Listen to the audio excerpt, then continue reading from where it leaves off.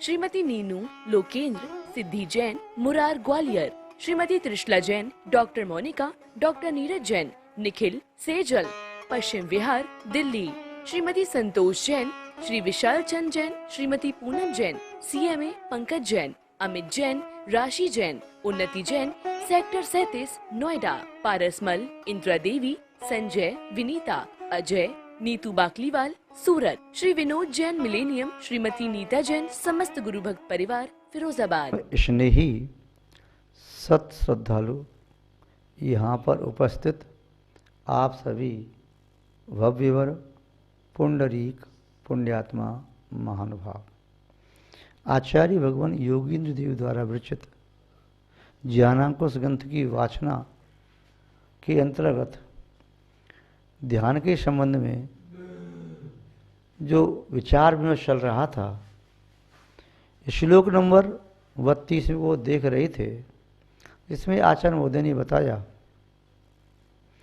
जो देह को ही आत्मा समझ के बैठ गया है, ऐसे व्यक्ति का ध्यान निष्फल है, काय क्लेश निष्फल है, अन्य प्रकार का तप सब निष्फल है।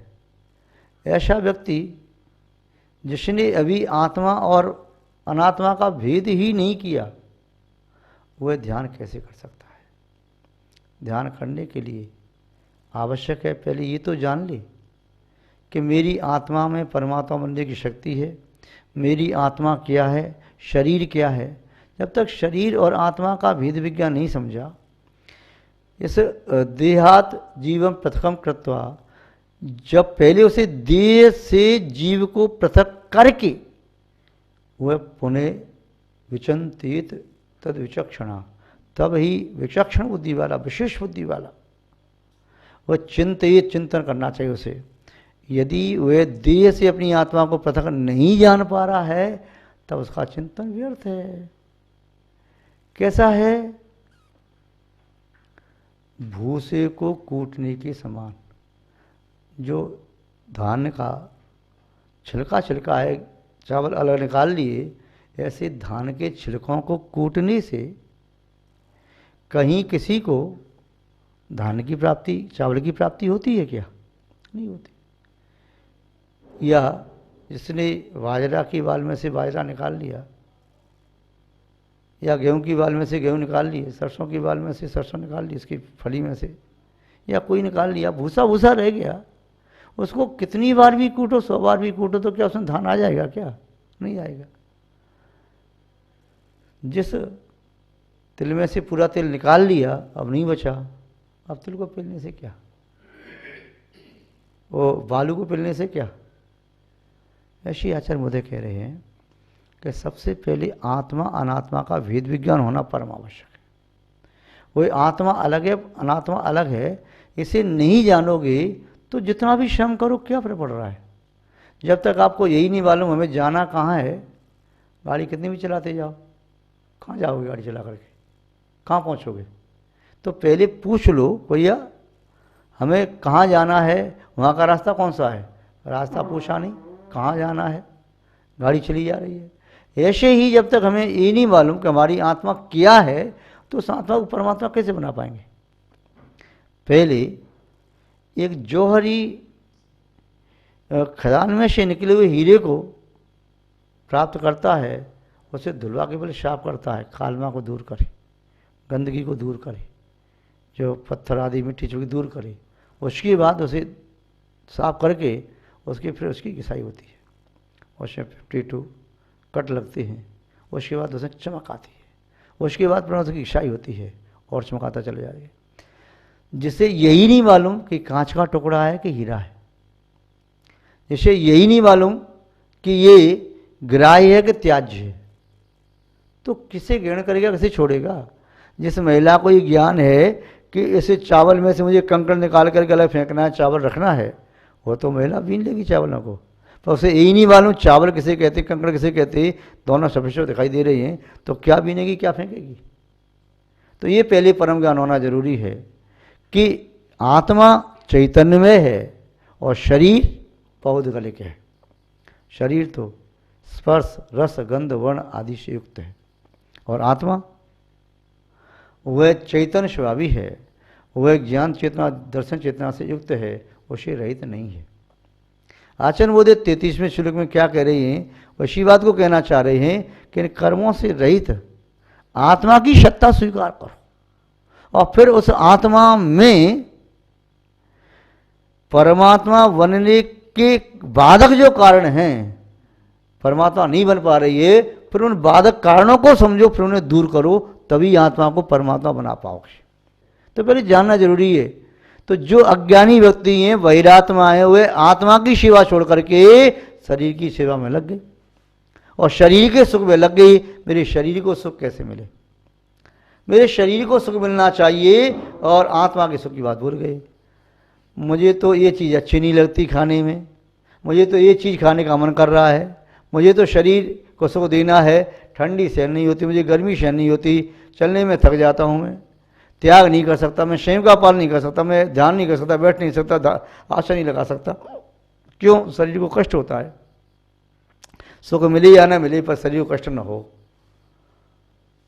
जो शरीर को सुख देना चाहता है तो शरीर के सुख में आत्मा का सुख नहीं है।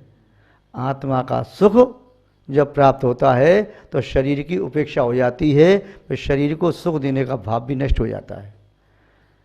लिखा है 12 भावना में, आप पढ़ते हैं, पोषत स्तो दुख दोष करे नित सोसत सुख उपजावे। ये शरीर कैसा है? जितना पोषण करो, जितना पोषण करो उतना दुखी करता है। जितना इसको सुख सुविधा देते जाओ उतना ये शरीर परेशान करता है। और शरीर के प्रति उपेक्षा कर लो, बस उतना ही देना है जितना तू काम कर रहा है। किसी नौकर को श्रमिक को जो देना है पारिश्रमिक, उतना ही दो जितने के वो लायक है, उससे ज़्यादा नहीं। ज़्यादा दोगे तो आलसी बन जाएगा, बिगड़ जाएगा और उसकी ज़िंदगी बर्बाद हो जाएगी। ऐसे ही शरीर को उतना ही दो जितना घुड़सवार घोड़े को दाना देता है, चारा देता है। ज़्यादा देगा, अपने हिस्से की लुचई और पेड़ा रबड़ी लड्डू घोड़े को खिला देगा तो उसे पेट पकड़ के फिर भूखा रोएगा। तो ऐसे ही आत्मा की खुराक हमें शरीर को नहीं खिलानी, आत्मा की खुराक खिलानी आत्मा को और शरीर की खुराक देनी शरीर को, तब ठीक रहेगा। और ऐसा भी नहीं करना कि शरीर को बिल्कुल भी न दो, पूरा आत्मा को दो, तो शरीर वहीं छूट जाएगा। तो शरीर ये सवारी है, ये सवारी मान लो व्हीकल है तो डीजल पेट्रोल तेल की आवश्यकता है, घोड़ा आदि है तो उसे भी चारे की आवश्यकता है। तो शरीर को दो, पर उतना ही दो जितने की काबिल है, ज़्यादा नहीं। आचरण बोधे इस कारिका में कहना चाह रहे हैं, आत्मकर्म परित्यज्य परम दृष्टि विशोदयेत यतीनाम ब्रह्मनिष्ठानाम किम तया परिचिंतया। क्या कहा आचरण बोधे ने कि आत्मकर्म परित्यज्य, आत्मकर्म का परित्याग करके परम दृष्टि, जो दृष्टि आपकी पर में जा रही है उस दृष्टि को शोधन करना चाहिए, उत्कृष्ट दृष्टि बनाओ। क्योंकि यतीनाम ब्रह्मनिष्ठा नाम, जो ब्रह्म में निष्ठ हैं ऐसी यतियों को किमतया परचिंतया, परचिंता से क्या क्या प्रयोजन है। आप पढ़ते हैं, उत्तम स्वात्म चिंताशात दीय चिंता च मध्यमा अधमा काम चिंताशात परचिंता धमा धमा। उत्तम स्वात्म चिंताशात, स्वात्म चिंतन उत्तम है। आत्मा की कभी चिंता होती नहीं। आत्मा जब आत्मा के बारे में विचार करता है तो चिंतन कहलाता है, ध्यान कहलाता है। चिंता आत्मा के अतिरिक्त अन्य पर वस्तुओं की होती है और चिंता इस उपयोग को दूषित करती है, शरीर को रोगी बनाती है। यह चिंता समय की बर्बादी करती है। यह चिंता व्यक्ति को अपने सम्यक लक्ष्य से भटकाती है। चिंता मार्ग की अवरोधक है। इसीलिए यहाँ कह रहे हैं कि आत्मकर्म परित्यज्य, पर की चिंता मत करो। आचरण बोधे ने भी बताया, उत्तम है स्वात्म चिंता शात, स्वात्मा का चिंतन उत्तम है। देह चिंता च मध्यमा, देह का चिंतन मध्यम है, क्योंकि आत्मा अभी इस देह में है। देह का थोड़ा ध्यान रखो।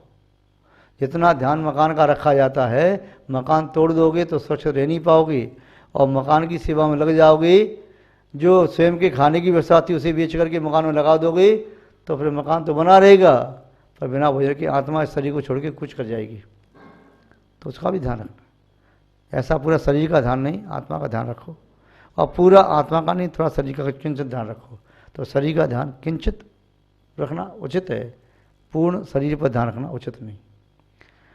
अधमा काम चिंता स्यात्, जो विषयों की चिंता करता है, मुझे ऐसे सुख प्राप्त हों, ऐसे सुख प्राप्त हों, स्पर्श इंद्रिय के सुख प्राप्त हों, ऐसा अच्छा कमरा हो, वातानुकूलित हो, सर्दी में सर्दी नहीं लगे, गर्मी में गर्मी नहीं लगे, बरसात के समय ठंडी हवा ना आए, जितनी मुझे आवश्यकता उतनी ही लगे, और कभी ऐसा नहीं हो कि मुझे आकुलता बने। रसना इंद्रिय के रस, ऐसा भोजन बनाओ, अब थोड़ा चटपटा भी हो, अब थोड़ा मीठा भी हो, अब खट्टे की इच्छा हो रही है, कसायला हो, थोड़ा खारी सा हो, थोड़ा चरपरा हो, थोड़ा कड़वा सा हो, ऐसा हो, इसके पोषण लगे रहो। गंध ही चाहिए मुझे, दुर्गंध नहीं चाहिए, सुगंध चाहिए। चक्षु इंद्रिय के विषय चाहिए मुझे, अब मुझे ऐसा रंग अच्छा लगता है, ये नहीं मुझे ये देखना, मुझे ये देखना है, ऐसे चित्र देखना है, ऐसे शाचित्र देखना है, चलचित्र देखना है। या कर्ण इंद्रिय के विषय, मुझे तो ये सुनने के लिए क्या धुनी है मस्त, आहा क्या राग रंजित, जो गजल गीत गाना भजन गाया, उससे मेरा मन तो उस राग में सन गया। ऐसा लगता है संसार में तो सार भरा हुआ है, संसार को छोड़ के मुझे कहीं नहीं जाना। जो पंच इंद्रिय के विषयों में संलग्न है, उसके भोगने में आतुर है, उसी में लीन होता है, रक्त हो गया है, ऐसा रक्त पुरुष अधम है। जैसे आत्मा को विस्मरण करके अनात्मा की सेवा करने की ठानी है। आगे आचार्य बुद्ध कह रहे हैं, पर चिंता धमाधमा, अपनी आत्मा के अलावा अन्य जो पर द्रव्य है, उपचार से भी तुम्हारा नहीं है। ये शरीर कम से कम उपचार से तो तुम्हारा है। असद्भूत नहीं की अपेक्षा से सद्भूत नहीं है, असद्भूत अनुपचरित नहीं की अपेक्षा से अपना है, और असद्भूत उपचार की अपेक्षा से बाह्य वस्तु भी अपनी मान सकते हैं, जिनसे आपका प्रयोजन है। आपका मकान है, आपका वस्त्र आभूषण वाहन आदि, आपका भोजन सामग्री आदि, वो भी असद्भूत उपचरित नहीं की अपेक्षा से आप कह देते हैं। किंतु असद्भूत उपचरित नहीं की अपेक्षा से भी वो तुम्हारा नहीं है, किसी और का है, उसे तुम अपना क्यों कह रहे हो, जो तुम्हारा कभी न था, न है, न हो सकेगा। अब इसे अपने बनाने की कोशिश मत करो, क्योंकि यदि तुमने अपना बनाने की कोशिश की तो चोर कहलाओगे, पकड़े जाओगे, दंड भुगतना पड़ेगा। आचार्य बुद्ध यहाँ कह रहे हैं कि आत्मकर्म परित्यज्य, आत्मकर्मों का त्याग करो। पहले अनात्म कर्मों का त्याग करना जरूरी है। किसका? अनात्म कर्मों का। अनात्म कर्म कौन से हैं, आत्मकर्म कौन से हैं? अनात्म कर्म हैं द्रव्य कर्म और नो कर्म। ये नो कर्म शरीर है, अनात्म कर्म है। द्रव्य कर्म ज्ञानावर्ण, दर्शनावर्ण, मोहनीय, अंतराय, वेदनीय, आयु, नाम, गोत्र आदि ये अनात्म कर्म हैं। इन कर्मों को छोड़ो। फिर आत्मकर्म कौन से हैं? भाव कर्म, राग द्वेष आदि आत्मकर्म हैं। किंतु आचार्य महोदय कह रहे हैं कि आत्मकर्म परित्यज्य। आचार्य महोदय ने ये क्यों नहीं कहा कि अनात्म कर्म परित्यज्य, अनात्मा के कर्म का परित्याग करो? ये क्यों नहीं कहा? आचार्य महोदय ये नहीं कहना चाहते कि तुम्हारे चेतना के खेत में बबूल की तरह से जो पाप उत्पन्न हो गया है उसकी एक एक पत्ती, एक एक कांटा तोड़ के फेंको। वे नहीं कह रहे। ये क्या कहना चाह रहे हैं? जैसे कोई किसान, उसके खेत में बड़े बड़े लंबे कांटे वाले बबूल के पेड़ पैदा हो गए हों, या गोखरू के पेड़ पैदा हो गए हों, या किबलिया बबूल के पैदा हों, या देशी बबूल के वृक्ष पैदा हो गए हों जिसमें बड़े बड़े कांटे, या करील के पेड़ पैदा हो गए हों जिसमें बड़े बड़े कांटे होते हैं, तो वो कृषक क्या करता है? एक एक कांटे को तोड़ता नहीं है, या एक एक कांटे की नोक नहीं तोड़ता है, या एक एक कांटे को, पत्ती को नहीं तोड़ता, शाख को नहीं तोड़ता। वो क्या करता है? उसे जब ये विश्वास होता है ये कांटे के पेड़ हैं, एक कांटा एक बार लग गया तो पूरे शरीर को नष्ट कर देगा। इतने सारे कांटे, इनका तो मैं कैसे सहन कर पाऊंगा? तो क्या करता है? उन सभी कांटे वाले वृक्षों को समूल से नष्ट करता है। वह एक एक शाखा पर कुल्हाड़ी नहीं मारता, वह फावड़े से खोद करके उनकी जड़ों को नीचे से खाली करता है। फिर उसके बाद वो जड़ के बिना वृक्ष सूख जाते हैं तो निकाल के बाहर फेंक देता है। उसने प्रहार कहाँ पर किया? जड़ पर प्रहार किया। और फिर कहीं जड़ रह नहीं गई हों, फिर द्वारा वृक्ष पैदा नहीं हो जाएं, तो फिर क्या करता है? मट्ठा लेकर के उसमें नमक डाल करके जड़ों में डाल दो, जड़ें गल जाएंगी। फिर भी यदि कोई बात रह जाती है तो पुनः उस स्थान पर कहीं दिखाई दे रहा है तो अग्नि का प्रयोग करता है, फिर जड़ें बिल्कुल सूख जाएं। वह मिट्टी भी जड़ को पैदा ना कर सके। फिर मिट्टी का शोधन करके खाद आदि डाल करके अच्छे अच्छे बीज बोता है। आचार्य मोदी यहाँ कह रहे हैं भाव कर्म परित्यज्य। भाव कर्म का त्याग करने से न तो द्रव्य कर्मों का बंध होता है और न द्रव्य कर्मों के फलस्वरूप नो कर्म की प्राप्ति होती है। यदि भाव कर्म को नहीं बदला तो द्रव्य कर्म नष्ट नहीं होंगे। उधर उदय में आ रही है, नजरा हो रही है, इधर नए बनते चले जा रहे हैं। अंधा व्यक्ति रस्सी बढ़ता चला जाए, उकलती चली जाए तो क्या उसे लाभ? अंधी कोई महिला आटा पीस रही है, पीसती जा रही है, अंधी पीसे कुत्ते खाएं, क्या उसे लाभ होगा? ऐसे ही केवल इस नो कर्म को सुखाने से भाव कर्म नष्ट नहीं होंगे। केवल नो कर्म को सुखाने से द्रव्य कर्म नष्ट नहीं होंगे, अपितु अपने भावों को बदलना पड़ेगा। हिंसा के परिणामों को, क्रूरता के परिणामों का त्याग करके, झूठ बोलने के परिणामों का परित्याग करके, चोरी के परिणाम, कुशील सेवन के परिणाम, प्रज्ञा संचय के परिणाम या पंचेंद्रिय विषयों की आसक्ति के परिणाम, मिथ्यात्व के परिणाम, अज्ञान और संयम के परिणामों का परित्याग करके फिर क्या है? द्रव्य कर्म में कमी आ जाएगी। योग की चंचलता भले ही बनी रहे, फिर अशुभ कर्म नहीं आएंगे, गंदगी नहीं आएगी, निर्मल जल आएगा। और वह द्रव्य कर्म पुण्य रूप आता है तो फिर संसार में भ्रमण नहीं कराएगा, मोक्ष मार्ग सहयोगी बन जाएगा। आचार्य मोदी ने कहा आत्मकर्म परित्यज्य, भाव कर्मों का परित्याग करके परदृष्टि विशोधित, अपनी दृष्टि को विशुद्ध बनाए, पर के प्रति लगी उसे हटा करके शुद्धन करे। यति नाम ब्रह्मनिष्ठा नाम, जो ब्रह्म निष्ठ हैं, आत्मा में निष्ठावान हैं, ऐसे यतियों को किमतया परिचिंतया, पर की चिंता से क्या प्रयोजन? उसे तो आत्म ही प्रयोजनभूत है। इस प्रकार आचार्य महोदय का कहने का भाव है। आज इतना ही पर्याप्त है, शेष चर्चा बाद में करना चाहिए। जय बोलिए श्री शांतनाथ भगवान की, परम पूज्य आचार्य गुरुदेव श्री विद्यानंद महाराज की, अहिंसा में विश्व धर्म की।